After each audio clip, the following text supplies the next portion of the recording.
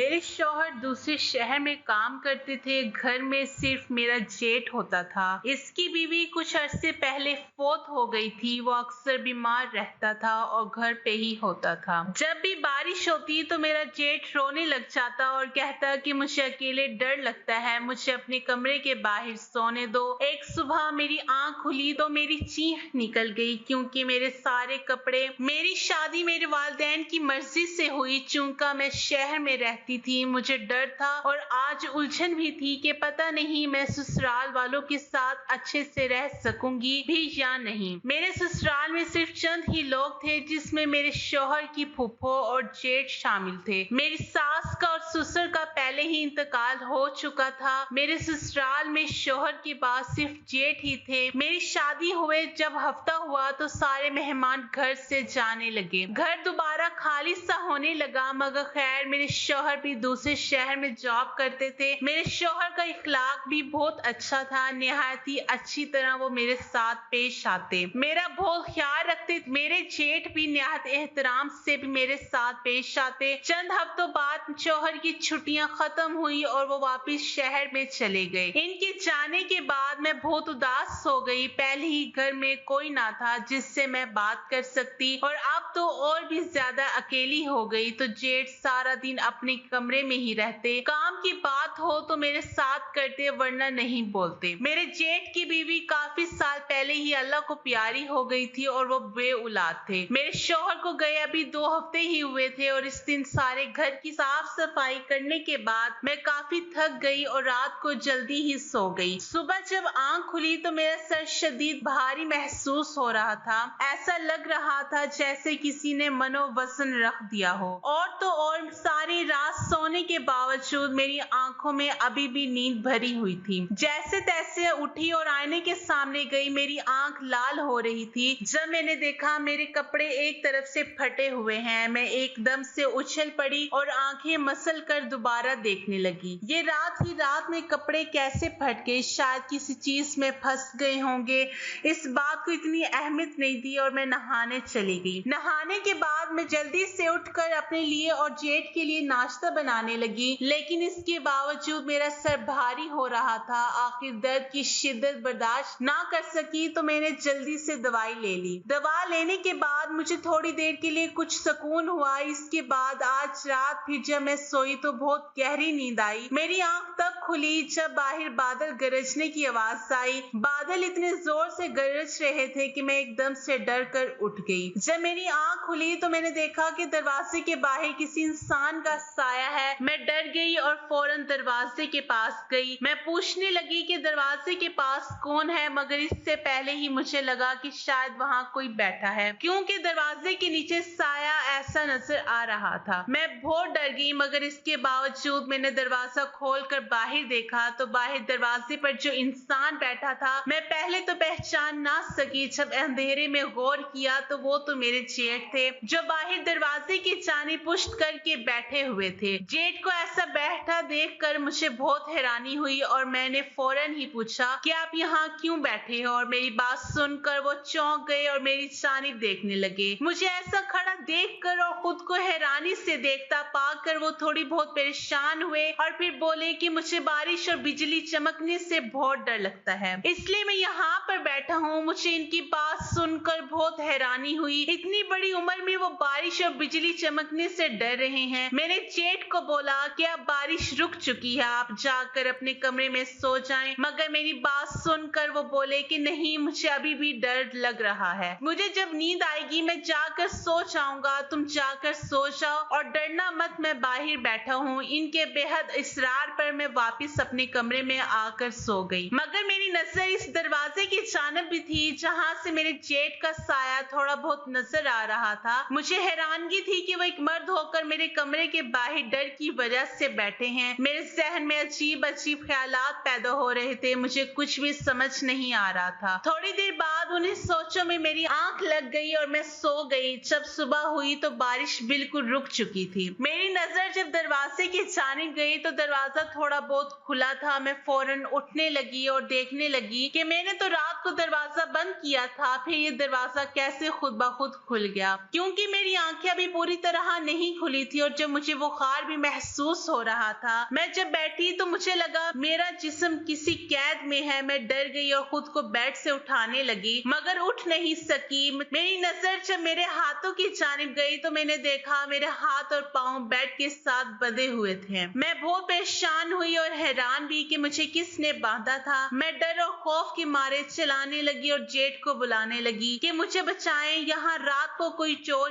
डाकू आया था, इसने हमारे घर से कोई चीज चोरी तो नहीं कर ली? क्या आप खैरियत से हैं? ठीक तो है? चोरों ने आपको कुछ कहा तो नहीं? क्या? मैं मुसलसल चीखती रही और आवाज़ें देकर इनकी खैरियत दरियाफ्त कर रही थी। मेरी आवाज सुनकर थोड़ी देर बाद जेठ कमरे में दाखिल हुए और मुझे ऐसे देखकर वो भी परेशान हुए और बोले कि तुम्हें यहाँ किसने बांधा है? तुम ऐसे क्यों बंधी हुई हो? मैं भी हैरान थी, सोचने लगी कि मैं ऐसी बंधी हुई हूँ और मेरे कमरे का दरवाजा खुला हुआ है, मगर इन सब के बावजूद मेरे जेठ को कुछ पता ही नहीं कि मैं यहाँ पर कैसे बंधी गई हूँ। जेठ ने रस्सियां खोली और मुझे आजाद किया। तभी मेरे जेठ फौरन कमरे से बाहर चले गए। मैं खुद की हालत पर गौर करने लगी। मेरी कलाई और हाथों पर नील पड़ चुके थे। मेरी टांगों में शदीद दर्द महसूस हो रहा था। ऐसा लग रहा था जैसे किसी ने मेरी टांगों और हाथों पर वार किए हैं। मेरे जिस्म पर अनगिनत जख्म के निशान महसूस हो रहे थे। जब मैंने कपड़ों की तरफ देखा तो मेरे कपड़े एक तरफ से फटे हुए थे। मैं बहुत डर गई थी कि आखिर मेरे साथ हो क्या रहा था। मैं डर के मारे रोने लगी। मैंने फौरन ही अपने शौहर को कॉल की, मगर इनका नंबर बंद आ रहा था। मैं बहुत ज्यादा रोने लगी क्योंकि मैं डर गई थी कि आखिर मुझे किसने बांधा था और कोई कैसे हमारे घर आ गए। वारदात करके जा सकता है। कमरे का सामान चेक किया तो सब ही पूरा था। अब मैंने रोना छोड़कर इन सब बातों पर गौर करना शुरू किया। पहले मेरे जेठ के दरवाजे के बाहर बैठना, इससे पहले मेरे कपड़े फटना और फिर से आज फिर मेरे हाथ पांव बंधे होने के साथ वही कपड़ों का फट जाना। आखिर ये सब हो क्या रहा था? जेठ भी मेरे साथ सही से बात नहीं कर रहे थे। वो तो मुझे खोलकर मुझसे पूछने लगे कि क्या हुआ था। थोड़ी देर बाद मुझे उल्टी आना शुरू हो गई। मेरी तबीयत बहुत ज्यादा खराब होना शुरू हो गई। मेरे जिस्म में इतना शदीद दर्द था कि मैं उठ भी नहीं सकती थी। बहरहाल मैं हारी और फिर उठ के वॉशरूम गई और अपने मुंह पर पानी के छींटे मारे। जेठ सुबह के बाद मेरे पास ही नहीं आए थे। तभी मेरे जेठ मेरे कमरे में चाय का कप लेकर दाखिल हुए और बोले कि लो भाभी, चाय पियो, बेहतर महसूस करोगी। मैंने भी चाय देकर सोचा कि चलो ऐसे इससे शायद मेरे सर का बोझ हल्का हो जाए। मैंने भी हाथ कप के लिए बढ़ाया ही था कि इससे पहले ही मैं वहीं जमीन पर गिर गई। जब मेरी आंख खुली तो देखा कि मेरे जेठ मेरे पास बैठे हैं। मैं फौरन उठ बैठी और रोने लगी। मुझे रोता देखकर जेठ बोले कि रोने धोने की जरूरत नहीं है, तुम बहुत जल्द से याब हो जाओगी। ये मौसमी बीमारी है जिसकी वजह से तुम्हारे साथ ऐसा हो रहा है। तुम फिक्र मत करो, मैं तुम्हारे लिए स्टोर से जाकर दवाई लेकर आता हूँ। मेरा दिल चाहा कि मैं यहाँ से अपने मायके अपनी अम्मी के पास चली जाऊँ, क्योंकि मेरा भी यहाँ पर दम घुट रहा था। जब से शौहर शहर के लिए गए थे मेरी तबीयत दिन ब दिन खराब होती जा रही थी, मगर फिर ये सोच कर चुप कर जाती है अगर मैं चली गई शौहर नाराज हो जाएंगे कि जेठ को अकेला छोड़कर चली गई हो। आखिर इनका ख्याल और खाने पीने का ख्याल भी रखना था। जेठ जी ने मुझे जो दवाई ला कर दी इससे तबीयत काफी बेहतर हो गई, मगर मैं खाना नहीं पका सकती थी। यूं महसूस होता गोया गिर जाऊंगी, इसलिए खाना बाहर से मंगवाना पड़ता था। इस पूरे दिन में कई बार अपने शौहर को कॉल करने की कोशिश की, मगर मेरा फोन नहीं लगा, जिसकी वजह से शायद मौसम की खराबी थी। मैंने जेठ को कहा कि इस इलाके से बाहर जाकर शौहर को कॉल करें, मगर जेठ ने मेरी बात पर ध्यान नहीं दिया और बोले भाभी वो काम में मसरूफ है, इसे परेशान करना बेहतर नहीं। सारा दिन यूं ही बोझल से गुजारा। रात मैं जल्दी सो गई। सारी रात बारिश और बादल गरजने की आवाज आती रही। एक बार जब वो बादल गरजे तो मेरी आंख खुल गई। रात के 2 बज रहे थे। मुझे प्यास महसूस हुई तो मैं पानी पीने के लिए उठने लगी, मगर मेरी आंख ने बेड के दूसरी जानिब देखा। जो मंजर मुझे नजर आया मेरे जिस्म कांपने लगा। मेरे जेठ बेड की दूसरी जानिब जमीन पर सो रहे थे। ये देखकर मैं फौरन उठ और उन्हें बुलाने लगी। मेरी आवाज सुनकर वो फौरन उठ बैठे और बोले कि मुझे यहीं सोने दो, मुझे डर लगता है ऐसे मौसम से। इनका इल्तिजा सुनकर मुझे समझ नहीं आया कि इन्हें मैं हाँ करूं या जाने का बोलूं। लेकिन जो भी था वो मेरे लिए ना महरम थे, मगर तभी दिल ने कहा जेठ है और उम्र भी भाई की है, मेरे शौहर के बाद मेरे भाई की तरह हैं। यही सोच कर खामोश हो गई और इन्हें कहा कि आप बेड पर सो जाएं, मैं सोफे पर सो जाऊंगी। तो बोले कि नहीं, मैं यही ठीक हूँ। इसके बाद मैंने मजीद इसरार नहीं किया और कंबल लपेट कर सोने के बाद मैंने करवट लेना चाही, मगर मैं नहीं ले सकी। मुझे ऐसा लगा जैसे मेरा जिस्म बांध दिया गया। मैंने हरकत करने की कोशिश की मगर नहीं कर सकी। आखिरकार नींद दूर हुई और मेरी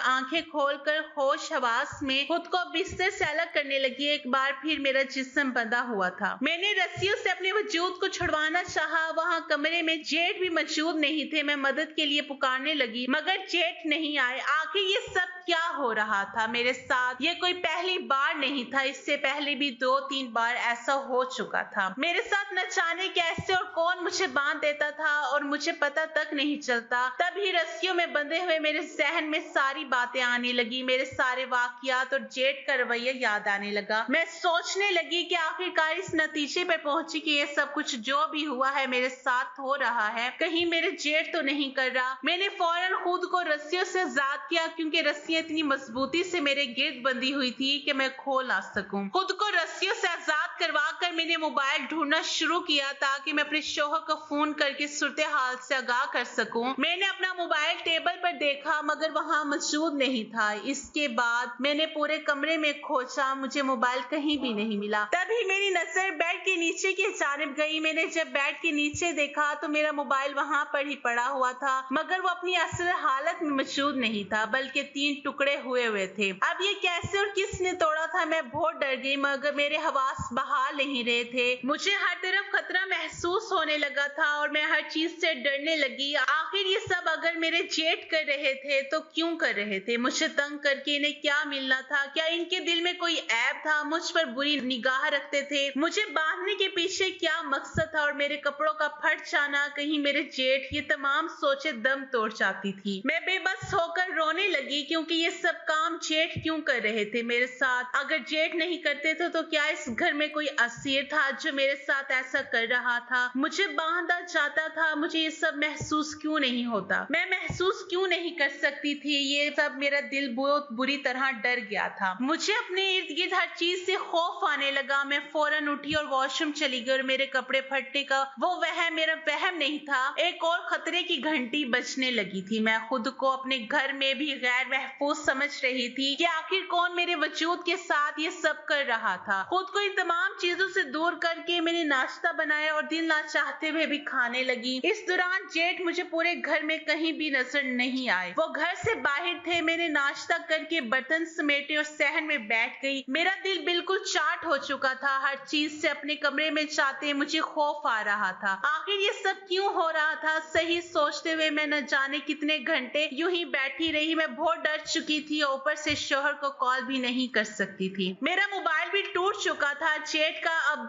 पता नहीं था वो कहाँ गए। शाम होने को थी जब जेठ दाखिल हुए। मुझे देखकर हाल हवाल दरियाफ्त करने लगे, जिसका जवाब मैंने नरमी से दिया था। मैंने आज सुबह के बारे में कुछ नहीं बताया था, ना ही उन्होंने कुछ पूछा था। मुझे इस वक्त इनसे शदीद नफरत हो रही थी और डर भी महसूस हो रहा था कि मेरे साथ कुछ गलत ना कर दे। यही सोचकर मैं परेशान हो रही थी, मगर अब मैंने सोच लिया कि हर हाल में जेठ को बेनकाब करना है। मेरे साथ जो भी हो रहा था इसके पीछे कहीं ना कहीं मेरे जेठ का ही हाथ था। मैं काफी देर सोचने लगी और फिर मेरे जहन में एक प्लान आया, जो कि मानसून का सीजन था और हर रोज बारिश होती थी और जेठ का वही मामूल था। इस रात भी डरते डरते मैंने अपने कमरे में कैमरा लगाया, जिसे गुलदस्ते के पीछे छुपा दिया था। मैंने दोपहर में ही पड़ोसन के लड़के को पैसे देकर कैमरा मंगवा लिया था। मुझे नींद तो नहीं आ रही थी, मगर फिर भी न जाने रात के किसी पहर मेरी आंख लग गई। इस रात मैं बहुत गहरी नींद में सो रही थी। सुबह जब आंख खुली तो मामूल के मुताबिक मेरे हाथ पांव दोबारा बंधे हुए थे। मैं चलाने लगी। मेरी आवाज सुनकर थोड़ी देर बाद जेठ कमरे में आए और मुझे देखकर बोले, क्या हुआ है तुम्हें? किसने बांधा है। मैं शायद गुस्से से बोली कि ये सब आपने ही किया और अब आप मुझसे पूछ रहे हैं। मेरी बात सुनकर इनके चेहरे के रंग उड़ गए। मैं गुस्सीली आंखों से इनको देखती रही। तभी वो खामोशी से मेरे पास आए, फिर मुझे आजाद करने लगे और तब वो जोरों की तार रोने लगे और बोले कि भाभी मैं तुम्हारे साथ ऐसा क्यों करूंगा, भला तुमने मुझ पर इल्जाम लगाया है, मेरा दिल दुखाया है। इन्हें तो देखकर एक पल को मुझे यही लगा कि कहीं मैंने गलती तो नहीं कर दी, मगर मैं कुछ नहीं बोली। तो वो कमरे से चले गए। जब वो गया तो फौरन अपना कमरा बंद किया और दर्द से टूटते वजूद के साथ कैमरे की जानिब गई। मेरा पूरा जिस्म शल हो चुका था। बर्फ की मानद यक वजूद लेती हुई मैं बैठी और कैमरे में वीडियो देखने लगी। जो मंजर मेरे सामने आया वो देखकर मेरी सांसें रुकने लगी। मुझे लगा मैं यहीं फना हो जाऊंगी। मैं जब सो गई तो जेठ ने दरवाजा खोला। वो कमरे में दाखिल हुए, मगर वो अकेले नहीं थे, इनके साथ कोई औरत भी थी।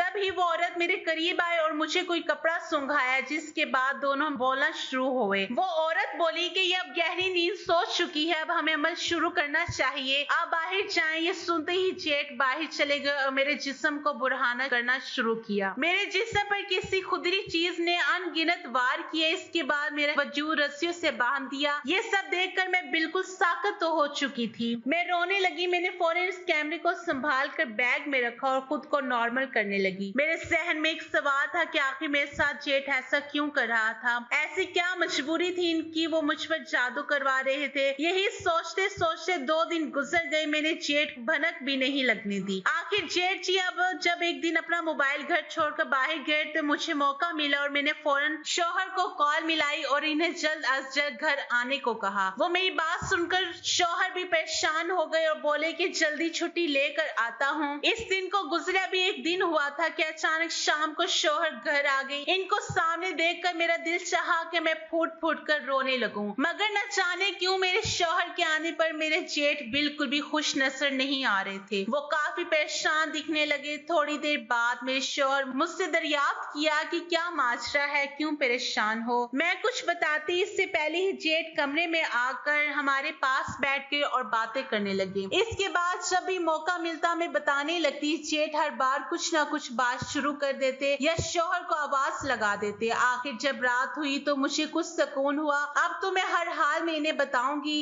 इसके बाद फिर मेरे जेठ कमरे में आए और बोले आओ भाई आओ बातें करें। ये सुनकर मुझे शदीद गुस्सा आया और मैं फिर जेठ को बातें सुनाने लगी। मेरा ये लहजा देखकर शौहर शदीद नाराज हुए। तुम मेरे भाई से किस लहजे में बात कर रही हो अभी, और इसी वक्त इनसे माफी मांगो वरना मैं तुम्हें अभी इसी वक्त तुम्हारे घर छोड़ आऊंगा। मैं बोली आपको अभी इनका सच नहीं मालूम इसलिए ये सब कह रहे हैं, अगर सच पता लग जाए तो नजरें ना उठा सके। मैं चुप नहीं हुई और अपना कैमरा निकाल कर वीडियो शौहर को दिखाने लगी। जैसे जैसे वीडियो चल रही थी मेरे शौहर का गुस्से से चेहरा सुर्ख होता जा रहा था। मेरे साथ जो भी हुआ मैंने सब कुछ अपने शौहर को बताया। मेरी बात सुनकर शौहर ने जवाब तलब किया, भाई ये क्या हरकत की है आपने मेरी बीवी के साथ, और वो आपकी भाभी है, बिल्कुल बहनों की तरह ख्याल रखती थी और आपने क्या किया। जेठ शर्मिंदगी से खड़ा था और बोला कि मेरा मकसद कुछ गलत नहीं था। मैं जब अपने पीर बाबा के पास तुम्हारी शादी के बाद गया तो उन्होंने बताया कि तुम्हारी बीवी बांझ है, इसलिए अमल करना पड़ा कि वो इस हिसार से निकल सके। इन्होंने मुझे आमिला का बताया जिसे मैं रोज लेकर आता। जिस दिन बारिश होती इसी दिन अमल करती थी। मैंने ये सब इसलिए किया था कि तुम्हें औलाद हो सके। तो ऐसी बातें सुनकर मुझे हैरत हुई और शौहर भी हैरत से इससे देखने लगे और बोले कि औलाद का होना ना होना खुदा की दस्तरस में है, आपने जो भी किया वो माफी के लायक नहीं है। मगर जेठ ने बार बार माफी मांगी तो शौहर ने माफ कर दिया। इसके बाद हम वहाँ नहीं रहे। मेरे शौहर मुझे शहर ले जाने पर बाजिद थे। मैं भी जल्द ही मान गई। मैं शौहर के साथ शहर आ गई और वहीं रहने लगी। जेठ के पास इनकी बहन और भांजा आके रहने लगे। जेठ अपने किए पर बहुत शर्मिंदा रहते और जब भी मिलने आते मुझसे माफी मांगते। मैंने इनको माफ कर दिया क्योंकि इनकी नीयत में खोट नहीं था। इस वाक्य को 2.5 साल हो चुके थे। मेरी 9 माह की बेटी भी है। मैं अपनी जिंदगी में बहुत खुश हूँ। मेरे शौहर वाकई में एक सच्चे और मोहब्बत करने वाले इंसान हैं। अब दोबारा मैं कभी वापस गांव नहीं गई, मगर हाँ जेठ 2-3 बार शहर आकर अपनी भतीजी से जरूर मिलते। मेरे जेठ ने जो इस सिलसिले में औलाद की खातिर मुझ पर जो कोई अमल किया वो सही था क्या मेरे शौहर ने इनको माफ करके सही किया। इस बारे में आपकी क्या राय रखते हैं कमेंट्स बॉक्स में लाजमी बताएं।